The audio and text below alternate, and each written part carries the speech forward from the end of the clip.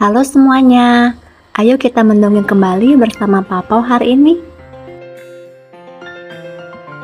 Ada cerita tentang kura-kura dan rusa yang sombong yang akan menemani kalian hari ini. Hujan baru saja mengguyur hutan dan membuat seluruh hutan menjadi basah.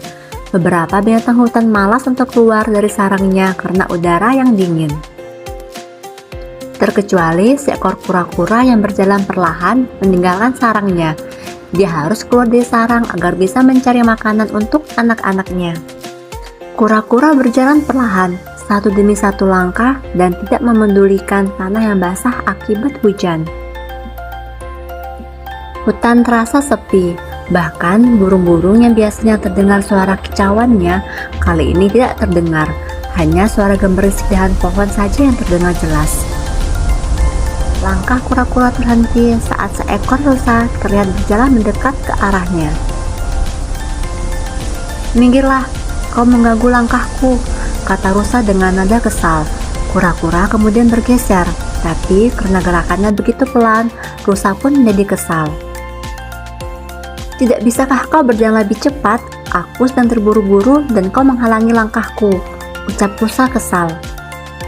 "Aku tidak bisa berjalan lebih cepat lagi dari ini. Kau bisa melewati jalan yang lain agar aku tidak menghalangimu, bukan?" balas kura-kura. Rusa semakin kesal saat mendengar ucapan kura-kura. Bukannya mendengar apa yang diucapkan oleh kura-kura, rusa malah sengaja mengabaikannya. Karena kesal dengan kura-kura yang bergerak begitu pelan, rusa berusaha menggeser kura-kura dengan kakinya. Apa yang dilakukan rusa itu malah membuat kura-kura ketakutan. Walaupun kura-kura sudah ketakutan, rusa terlihat tidak peduli. Kura-kura bersembunyi di balik tempurungnya karena ketakutan. Dia berharap rusa segera menghentikan perbuatannya.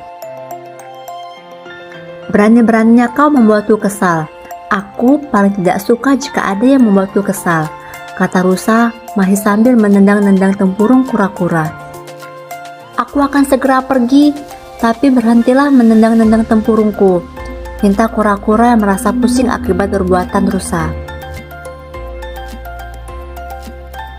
Rusa tertawa dengan keras saat mendengar permintaan kura-kura. Ternyata dia semakin merasa senang mengganggu kura-kura dan tidak mau mendengarkan permintaan kura-kura. Karena terlalu bersemangat menendang-nendang tempurung kura-kura, kaki rusa terpeleset dan membuatnya terjatuh. Rusa terjatuh dengan kerasnya dan dia pun berteriak kesakitan karena seperti ada yang terluka di kakinya.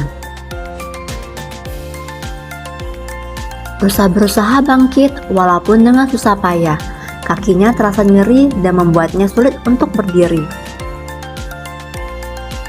"Apa kau tidak apa-apa?" tanya kura-kura khawatir. Dia berusaha mendekat untuk melihat keadaan rusa setelah dia terjatuh.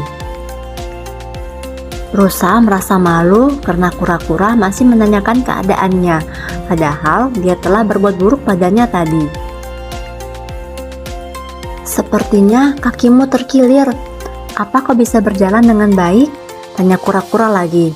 "Aku baik-baik saja," jawab rusa menahan malu. "Maafkan aku karena tadi berbuat buruk padamu," ucapnya penuh sesal. Kura-kura menggelengkan kepalanya seolah ingin mengatakan jika dia tidak apa-apa karena perbuatan rusa tadi.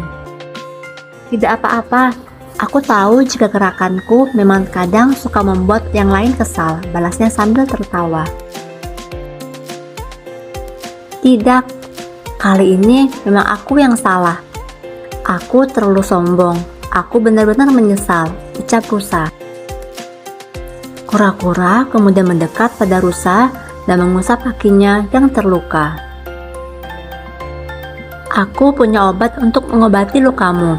Tunggulah sebentar, akan kuambilkan," ucap kura-kura.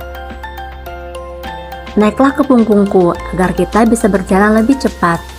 "Tenang saja, kakiku masih bisa dibawa berjalan," kata rusa.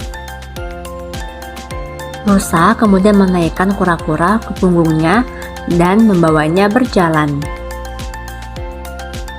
"Aku menyimpan banyak buah-buahan. Kau bisa mengambilnya jika mau," Tawa rusa yang tahu jika dari tadi kura-kura sedang mencari makanan untuk anak-anaknya. Setelah kejadian itu, kura-kura dan rusa bersahabat baik. Rusa pun tidak pernah bersikap buruk pada binatang yang lainnya lagi.